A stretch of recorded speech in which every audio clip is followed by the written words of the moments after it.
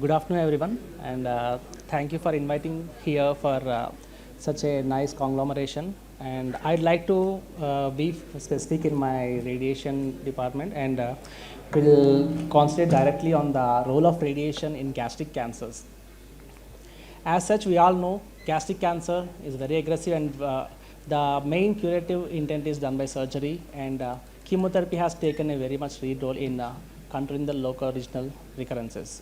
So radiation, although it has some very good impact in different kinds of cancers, but the radiation role is a bit limited and very specific in gastric cancers.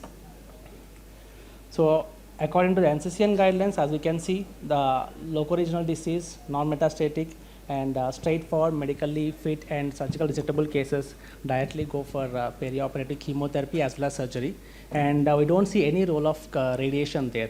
In case patient has unresectable disease or medically unfit, in that cases there is again doable discussion whether to go for chemo-radiation or you can go for systemic therapies.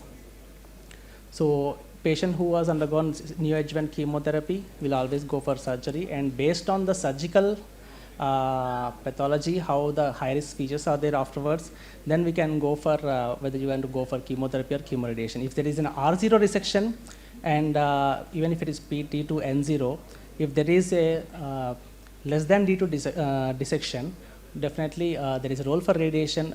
We can call this as sandwich regimen, cycle 2 cycles of chemotherapy followed by radiation, then continue with the chemotherapy.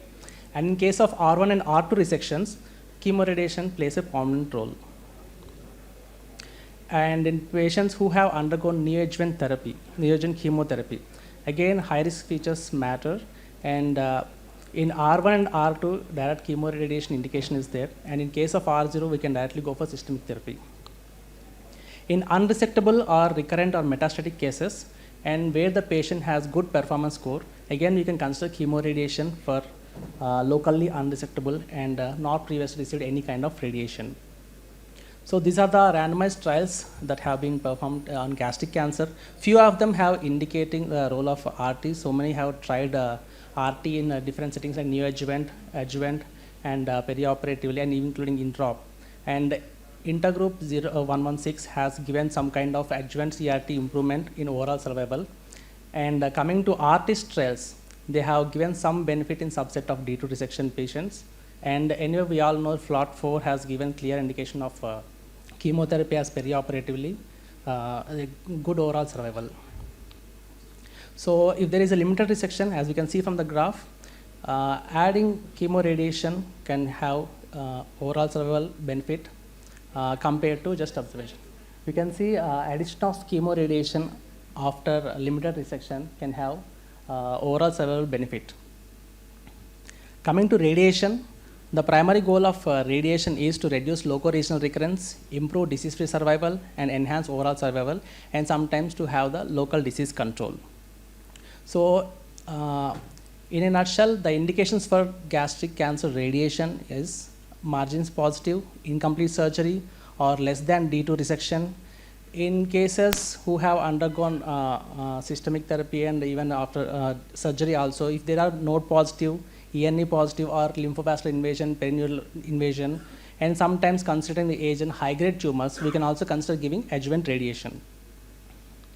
So RT techniques, initially we used to give 2D and 3D RT techniques, they are older, and now we have moved on to IMRT, that is intensity modulated radiation therapy, VMAT, then image guided radiation, and even now we are into an era of motion guided radiation, because we all know stomach is just below the diaphragm, and every movement of diaphragm is shifted on to the movement of the stomach.